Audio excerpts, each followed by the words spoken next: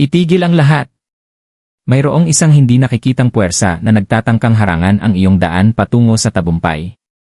Kung ikaw ay Scorpio, kailangan mong maging alerto. Ang swerte na iyong matagal nang pinaghirapan ay maaaring maagaw mula sa iyo ng isang tao na malapit sa iyong buhay. Huwag mong babaliwalain ang mga senyales na dumarating sa iyong landas. Ang mga pabor sa iyong kapalaran ay tila nagsisimulang magbago, at isang tao, isang malupit na kaluluwa, ang nagtatangkang sirain ang iyong swerte. Kilalanin siya bago pa mahuli ang lahat. Ang iyong pag-iingat ay magpapasya sa iyong kinabukasan, maligayang pagdating sa Cosmic Oracle Divine, isang banal na templo kung saan ang lihim ng universo ay ibinubukas. Sa bawat pagtingin mo sa mga bituin, naririnig mo ba ang tinig ng iyong kapalaran na nagsasabing may mali? May isang tao, isang enerhiya na nagsusulsol laban sa iyo, at ang iyong swerte ay nanganganib. Bilang Scorpio, ikaw ay kilala sa iyong malalim na pakiramdam at matalim na intuition. Ngunit may pagkakataon na kahit ang pinakamatatag na kaluluwa ay nagiging bulag sa mga panganib na nagtatago sa dilim. Sa mga susunod na minuto, ilalantad ko ang mga lihim ng iyong kapalaran at magsisimula ka nang makita ang mga hindi mo pa nakikita. Scorpio, ikaw ay isang nilalang na may malalim na koneksyon sa mga enerhiya ng mundo. Ang iyong kaluluwa ay puno ng misteryo, at sa bawat hakbang na iyong tinatahak, ang iyong intuition ang nagpapasya sa iyong landas. Ngunit sa oras na ito, ang iyong swerte ay hindi na sa iyong panig. May isang tao, isang enerhiya, na patuloy na nagtatanim ng mga hadlang sa iyong landas. Ang kanilang layunin ay hindi nakikita, ngunit ang epekto nito ay nagsisimula ng magpakita sa iyong buhay. Bilang Scorpio, ikaw ay may natural na kakayahan na maramdaman ang mga pagbabago sa iyong kapaligiran. Ang mga bagay na dati ay parang maayos at magaan ay nagsimulang magbago. Ang mga pagkakataon na dating nagiging pabor sa iyo ay nagsimula ng magbago ng direksyon. At kung titignan mo ng mabuti, mapapansin mo na may mga taong tila hindi maipaliwanag ang kanilang mga intensyon patungo sa iyo. Hindi mo ba nararamdaman? May nagsasabi ng mga bagay na hindi tugma sa iyong mga layunin, at may mga pagkilos na nakakaapekto sa iyong kalusugan, relasyon, at pati na rin ang iyong mga ambisyon. Ang swerte ay isang mahalagang bahagi ng ating buhay. Hindi ito isang bagay na basta-basta lamang dumarating, kundi isang puwersa na kailangang alagaan at protektahan. Ngunit may mga pagkakataon, tulad ng sa iyong sitwasyon ngayon, na ang swerte ay natatabunan ng mga puwersa mula sa ibang tao. Ang mga negatibong enerhiya ay nagiging sanhi ng mga hadlang at balakid na tila nagiging mas mahirap malampasan. Kailangang mag-ingat ka, Scorpio, at makinig ka sa mga palatandaan. Ang universo ay nagsasalita, at ang mga senyales na ipinapadala sa iyo ay hindi dapat baliwalain. Sino nga ba ang nagtatangkang humadlang sa iyong tagumpay? Tulad ng isang alon sa dagat, ang iyong tagumpay ay dumadaloy patungo sa iyo, ngunit ang mga taong malapit sa iyo, mga tao na inaasahan mong magbibigay ng suporta, ay maaaring nagtataglay ng ibang layunin. Ang mga enerhiya na kanilang ipinapadala ay nagiging sanhi ng pagkagambala sa iyong landas. May nagtatangkang maghasik ng inggit at sama ng loob, kaya't ang iyong mga ambisyon ay nahihirapan na magbunga. Hindi ito isang simpleng pagkakataon lamang, ito ay isang pag-atake mula sa mga hindi nakikitang puwersa, isang enerhiya na patuloy na humihila sa iyo mula sa iyong nararapat na daan. Kaya tanungin mo ang iyong sarili, Scorpio, sino ang nasa paligid mo? Sino ang nagbigay sa iyo ng mga mungkahi at mga opinyon na hindi tumutugma sa iyong mga tunay na layunin? Sino ang nagpapakita ng hindi makatarungang kaligayahan sa iyong pagkatalo? Minsan, ito ay mga taong malapit sa iyo, mga kaibigan o kasamahan na nagkukunwaring ikaw ay kanilang kaibigan, ngunit ang kanilang mga salita at gawain ay nagsasabi ng ibang kwento. Hindi mo ba nakikita ang mga palatandaan? Minsan, ang mga hindi direktang paraan ng mga tao ay mas mapanganib pa kaysa sa mga open na kaaway. Huwag mong hayaan na sila ay magpatuloy sa kanilang plano. Ang universo ay nagsasabi sa iyo na hindi na ito ang tamang panahon para patagilid na lumakad. Kailangan mong lumaban sa mga enerhiyang ito at iligtas ang iyong kapalaran mula sa mga hindi nakikitang puwersa na nagtatangkang hadlangan ka. Huwag mong hayaan na ang mga puwersang ito ay magtagumpay. Huwag mong gawing ordinaryo ang iyong buhay, ikaw ay Scorpio, at ang iyong likas na lakas ay mas malakas kaysa sa anumang uri ng negatibong enerhiya. Paano mo malalaman kung ang isang tao ay may malasakit sa iyo o isang hadlang sa iyong tagumpay?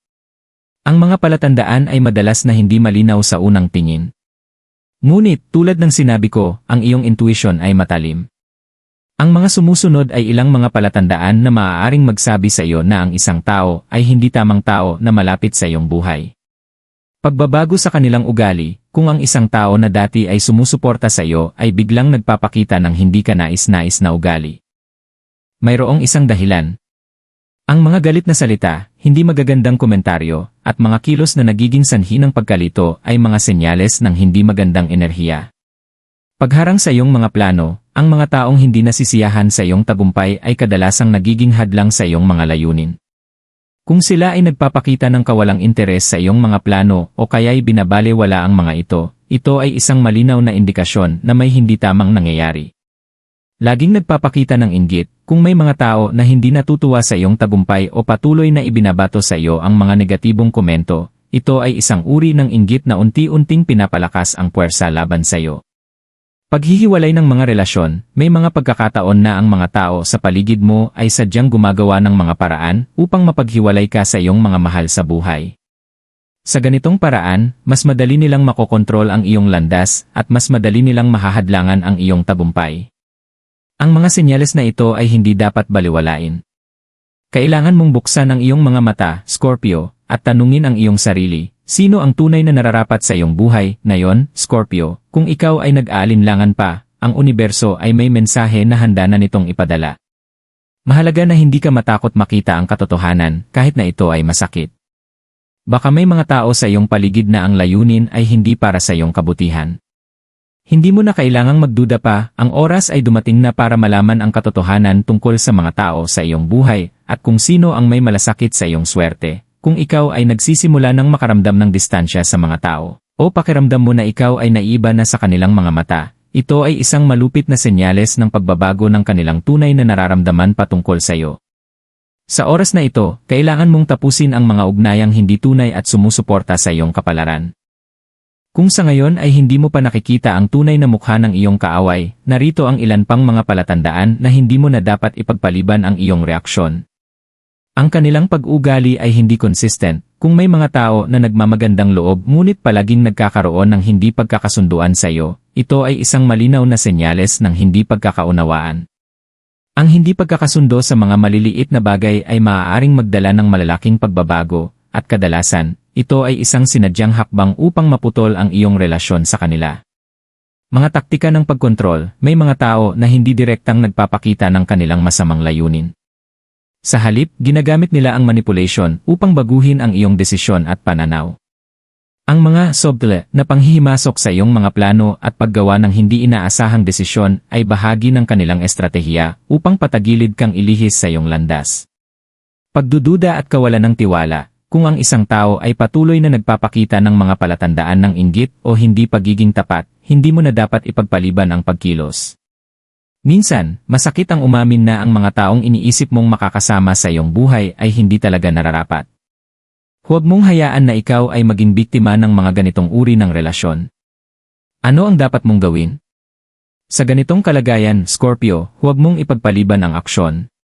Ang universo ay nagbigay sa iyo ng lakas upang makalampas sa mga hadlang na itinapon sa iyong landas. Kailangan mong magbukas ng mga mata, pakiramdam, at isipan.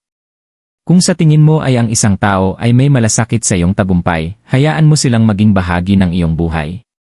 Ngunit kung ikaw ay nakaramdam ng alinlangan, hindi pagkakasunduan, o mga palatandaan ng inggit, huwag mong hayaan na manatili sila sa iyong buhay. Hindi mo na kailangang magpatawad sa lahat, Scorpio. Kailangan mong pagtuunan ang iyong lakas at mga ambisyon. Pakiramdam mo ba ay nawawala ang iyong lakas? Kung ito ang tamang oras upang maghilom at mag-reflect. Gamitin mo ang iyong malalim na intuition upang makita ang mga puwersa ng universo na nagkakaroon ng epekto sa iyong kapalaran. Ang mga enerhiya na nagiging sanhi ng iyong pagkatalo ay maaaring magbago, at ikaw, bilang Scorpio, ay may kakayahan upang baguhin ito, Scorpio. Ngayon ay ang tamang oras upang magbukas ng iyong mata at mapansin ang mga hindi nakikitang puwersa na humaharang sa iyong tagumpay. Mag-ingat ka, at kung nakaramdam ka ng alinlangan sa mga tao sa iyong paligid, kilalanin sila bago pa huli ang lahat. Ibahagi sa comments ang iyong karanasan at mga palatandaan na iyong nakita. I-type ang amen kung nararamdaman mo na ikaw ay handa ng ipaglaban ang iyong kapalaran. Sabihin sa universe na ikaw ay determinado at walang makakapigil sa iyong landas. Claim your success. Huwag hayaan ang mga negatibong puwersa na magtagumpay, at sa pagtatapos ng video na ito, Scorpio, nais kong iparating sa iyo ang isang malalim na biyaya mula sa universo. Maging matatag ka sa mga pagsubok na darating. Ang iyong swerte ay magbabalik at magiging mas malakas pa kaysa dati. Ang mga puwersang humaharang sa iyo ay maglalaho at ikaw ay magtatagumpay. Mahal ka ng universo at ang tagumpay ay nakalaan para sa iyo. Hanggang sa muli, Scorpio. Mag-ingat ka at patuloy na magtiwala sa iyong lakas at sa mga tanda na ipinapadala ng universo.